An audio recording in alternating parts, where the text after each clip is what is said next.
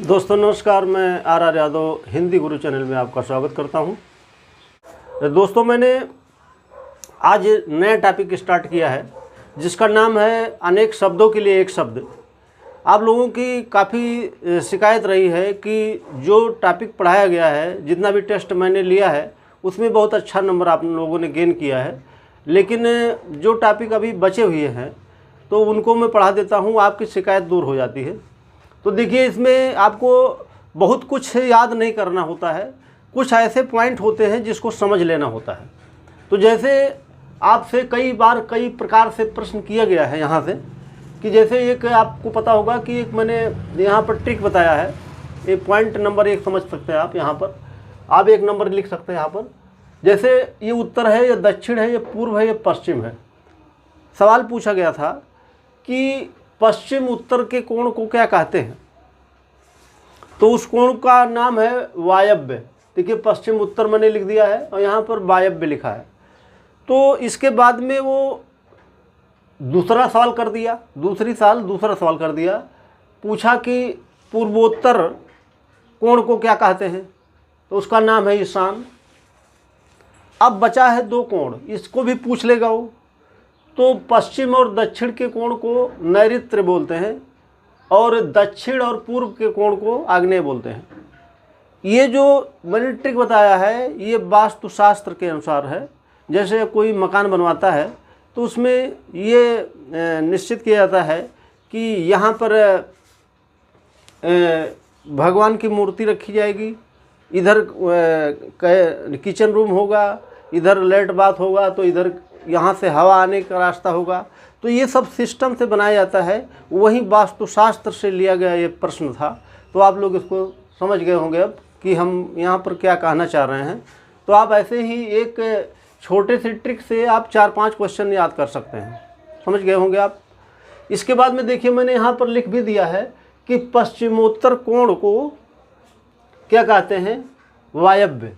फिर लिखा है पूर्वोत्तर को ईशान बोला जाता है, फिर दक्षिण पूर्व को आग्नेय बोला जाता है, दक्षिण पश्चिम को नैऋत्य बोला जाता है।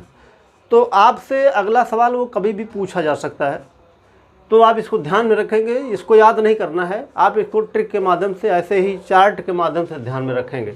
ठीक, इतनी बात समझ गए आप। दूसरा पॉइंट देखिए, जैसे जानने की इच्छा। आपसे मैंने 2-3 क्वेश्चन किया था टेस्ट पेपर में, तो लोग समझ ही नहीं पाए कि क्या क्वेश्चन किया जा रहा है। एक ही मात्रा बदलने से उसका उत्तर बदल जाता है। तो जैसे लिखा है जानने की इच्छा तब जिज्ञासा होता है। जब क्वेश्चन आपसे पूछा जाता है कि जानने की इच्छा रखने वाला, तो जिज्ञासु होता है। इसी पॉइंट पर सारे जितने शब्द मैंने यहाँ पर लिखा है, ये सारे शब्द इसी ट्रिक पर लिखे गए हैं। आपको जानकारी के लिए मैं बता दूं कि अभी बहुत सारे शब्द ऐसे मिलेंगे आपको जो मैंने नहीं लिखा है, लेकिन इसी ट्रिक पर सब टिके हुए हैं।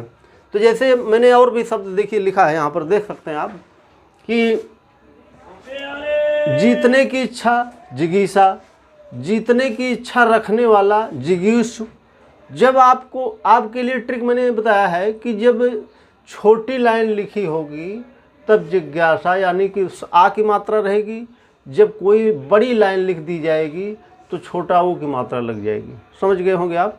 ऐसे इसी ट्रिक पर पूरे जितने भी शब्द मैंने लिखा है, आपको शब्दों का बस अर्थ जानना है। जैसे ये शब्द लिखा गया तो जिगीष मतलब क्या होता है आप समझिए इसको। तो जैसे जीतने की इच्छा रखने वाला तो जिगीष होगा, जीने की इच्छा जिजीविषा। मैंने आपसे बताया है कि जब जीने की इच्छा लिखा जाए तब जिजीविषा होगा, और जब जीने की इच्छा रखने वाला लिखा जाएगा तब जिजीविषु होगा। ठीक, इसके बाद में देखिए भूख की इच्छा बुभुक्षा, भूख की इच्छा रखने वाला बुभुक्षु। तो ये आप एक शब्द याद करेंगे तो उससे कम से कम 20-25 शब्द आपको नहीं रटना पड़ेगा। इसीलिए मैंने आपसे कहा था कि आप उसको रट करके याद नहीं कर सकते किसी भी पॉइंट को। जब तक उसको समझेंगे नहीं तब तक नहीं रट सकते हैं। समझ जाएंगे तो सवाल नहीं आता हुआ भी, अगर आपको बिल्कुल सवाल वो नहीं आता है, सिर्फ उसका आप अर्थ जानते हैं, तब भी उत्तर दे देंगे। इसके बाद देखिए मैंने यहाँ पर लिखा है जिघांसा। यहाँ पर मैंने इसका अर्थ लिख दिया है, बताया नहीं है, ठीक। जिज्ञासा का अर्थ होता है जान से मारने की इच्छा। तो जब आपसे पूछा जाएगा सवाल कि जान से मारने की इच्छा, तब जिज्ञासा होगा। जब ये लिख दिया जाएगा जान से मारने की इच्छा रखने वाला, तब जिघांसु लिख दिया जाएगा, ठीक। इसके बाद देखिए तितीर्षा मैंने लिखा है, तो तैरने की इच्छा होता है। अब अगर यहीं पर सवाल ये पूछ लिया जाए कि तैरने की इच्छा रखने वाला, तब तितीर्षु हो जाएगा, छोटा ऊ की मात्रा लग जाएगी, ठीक। इसके बाद में लिखा है मोक्ष की इच्छा। जब मोक्ष की इच्छा लिख दिया जाएगा तो मुमुक्षा हो जाएगा, लेकिन जब ये लिख दिया जाए मोक्ष की इच्छा रखने वाला, तब मुमुक्षु हो जाएगा, ठीक। मैंने एक शब्द है उसका अर्थ बता दिया है सामने। जितना भी शब्द है, और भी बहुत सारे शब्द हैं, लेकिन मैंने जो लिमिट में शब्द बताया है, पहले आप उसका अर्थ जान लेंगे तो उत्तर आराम से कर लेंगे, ठीक। अगला देखिए लिप्सा जैसे है कि लाभ की इच्छा। लिप्सा मतलब होता है लाभ की इच्छा, तो ये होगा लिप्सा। अगर लिख दिया जाए लाभ की इच्छा रखने वाला, तब लिप्सु हो जाएगा। अगर लिख दिया जाए करने की इच्छा, तो चिकीर्षा। अगर करने की इच्छा रखने वाला लिख दिया जाए तो चिकीर्षा होगा। अगर लिख दिया जाए दिप्सा, दिप्सा का आपको अर्थ जानना है, देने की इच्छा। देने की इच्छा का मतलब होता है दिप्सा। अगर लिख दिया जाए देने की इच्छा रखने वाला, तो दिप्सु हो जाएगा। फिर देखिए लिखा है पिपासा, पीने की इच्छा, ठीक। अगर लिख दिया जाए कि पीने की इच्छा रखने वाला, तो आप क्या लिखेंगे, पिपासु। अगर लिख दिया जाए रक्त पीने की इच्छा, तो रक्त पिपासा लिख दिया जाएगा। अगर लिख दिया जाए रक्त पीने की इच्छा रखने वाला, तो रक्त पिपासु हो जाएगा, ठीक। ऐसे आपको समझ लेना है, आपको रटना नहीं है। मैंने आपसे बताया है कि आपको मैं रटाऊंगा नहीं, आपको बस समझ विकसित हो जाए तो आपकी सारी समस्या दूर हो जाएगी। और देखिए ये तो मैंने बहुत लिमिट में शब्द लिखा है, लेकिन क्या अब आप ये सवाल गलत करेंगे? अगर ये सवाल आ गया, और भी बहुत सारे शब्द हैं शब्दकोश में, मैंने तो अंत में बताया है कि आप किताब उठाइएगा जब आपकी इच्छा हो, नहीं तो मैंने इतना कलेक्शन करके शब्द लिखता हूँ ही, इतना कलेक्ट करके लिखता हूँ, इतना बढ़िया सवाल शब्द लिखता हूँ कि जिससे आपको खोजना ना पड़े और वहीं से सवाल फंस जाए। तो लेकिन ऐसा भी होता है कभी कभी कि जो एक्सपर्ट होता है वो कहीं से कठिन सवाल उठा करके दे देता है, उसमें परेशानी हो जाती है। लेकिन वो परेशानी आपकी दूर तभी हो सकती है जब आप इनका मतलब समझे रहेंगे। दूसरा देखिए बहुत सरल सवाल आता है, आप लोग उसको भी गलत कर देते हैं। कैसे गलत करते हैं?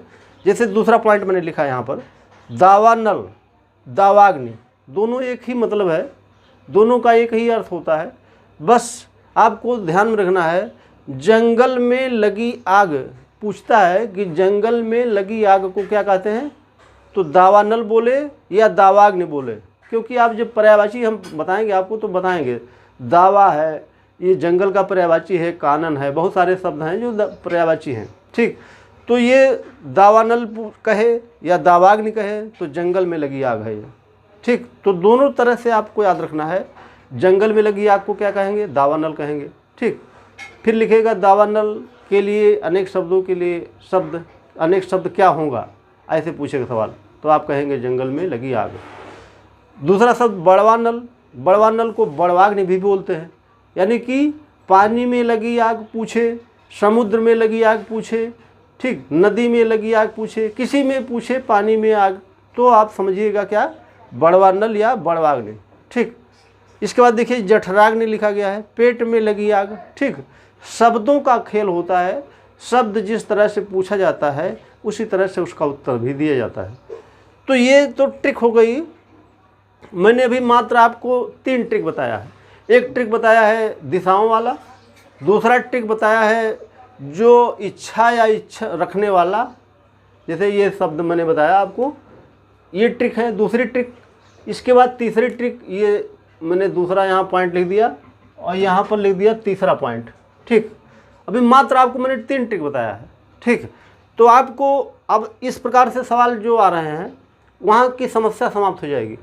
ठीक, अभी मैं आपको इसके अनेक शब्दों के लिए एक शब्द की बहुत सारे ट्रिक बताऊंगा। ठीक, बस इतना करना है आपको कि वीडियो को आप जितना मैं बताऊं, जैसे बताऊं, ऐसे आप देखते रहेंगे। और उसका अगर हो सके तो आप नोट बना सकते हैं। अगर नोट बना लेंगे तो बहुत अच्छी बात है, क्योंकि पढ़ने में बहुत आसानी हो जाती है जब आपका नोट होता है। ठीक है। दूसरी चीज़, जब आपके पास समय हो तो आप राघव प्रकाश की किताब पढ़ लीजिएगा, अन्यथा आप वासुदेवनंदन में बहुत कम दिया है, उसको भी पढ़ सकते हैं आप अपने सेटिस्फैक्शन के लिए। तो मित्रों, बहुत बहुत धन्यवाद आपको। फिर हम अगला वीडियो कल बनाते हैं।